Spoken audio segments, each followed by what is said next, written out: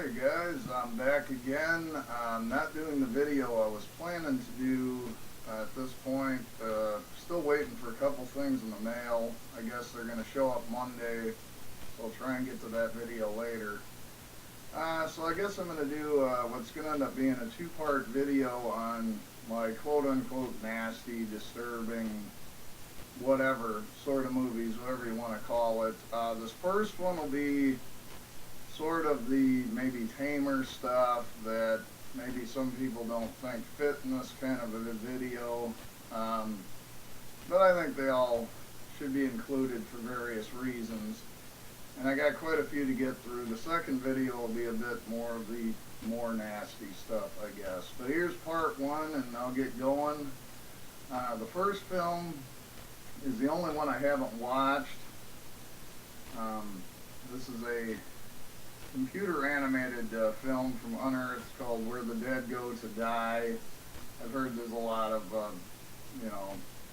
incest themes and some pretty nasty stuff, child murders, so on.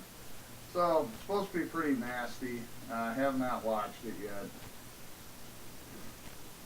The second one is the Blu-ray limited edition, the 2,300 copies. I have number 1860. This is the Pig 1334. Comes in a nice little slipcase. There's a nice booklet inside, and so on.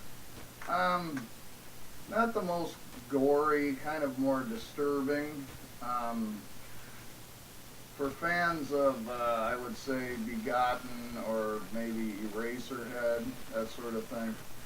The next film is an Australian one. It's called The Loved Ones. Seen some mixed reviews. I really liked it. Pretty gory. I think it's worthwhile. The next one is also Australian. I don't see a lot of people talk about it. It's Wolf Creek. It's apparently based on a true story. Some pretty graphic stuff going on. The next two might get me some flack. I decided to include them because I thought, considering they're probably the two most aggressive films ever shown in mass distribution in theater, so I've included Hostel. I like both of the first two Hostels. I wasn't big on the third one, and I also have Hostel Part 2 here. And it's also kind of cool. In the first Hostel, you get a little cameo from Takashi Miike, which is kind of neat. And in the second film, at the beginning, you get a cameo from Edwige Finache, or Edwige, she was in a lot of Giallo films that I'm a big fan of, so. Anyway, I thought I'd put them in there. To me, they're pretty nasty for stuff that was shown in the theaters. Next up is Joe D'Amato's Anthropophagus, or the Grim Reaper. Kind of slow moving in parts. I like it. Some people hate it. The infamous scene with the baby is pretty nasty. So I've decided to include that one in here. The next one was a movie I kind of discovered via Mood 616, another little shout out. It's a trauma movie. I'm kind of hit or miss on trauma, but this is pretty nasty, but more in a funny sort of way, and that's the Blu-ray version of the Taint.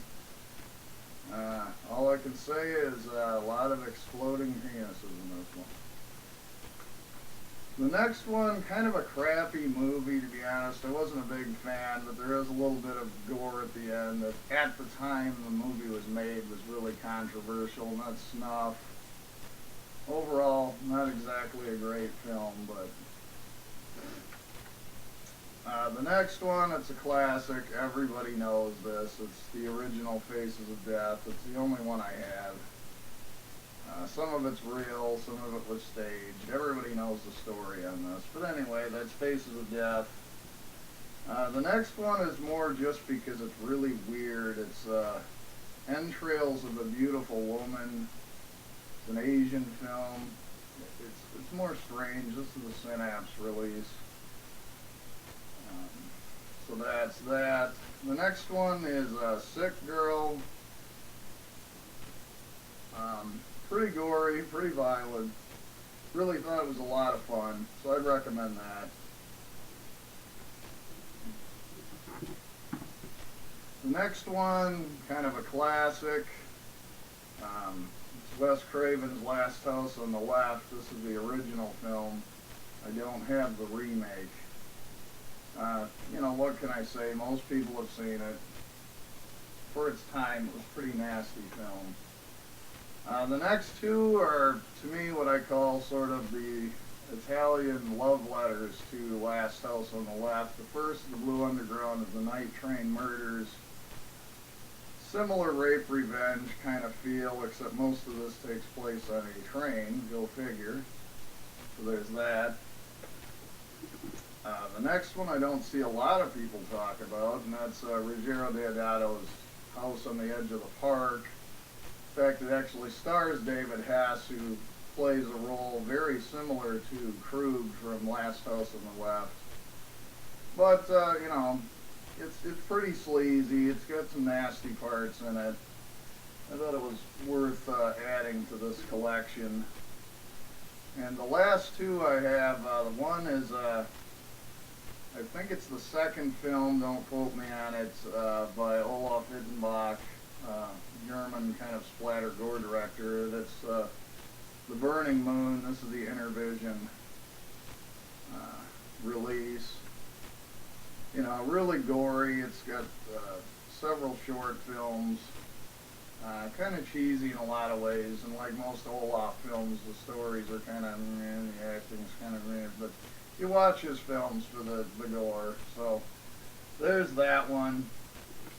And then the last one I have to show is High Tension, a French film. I really liked it.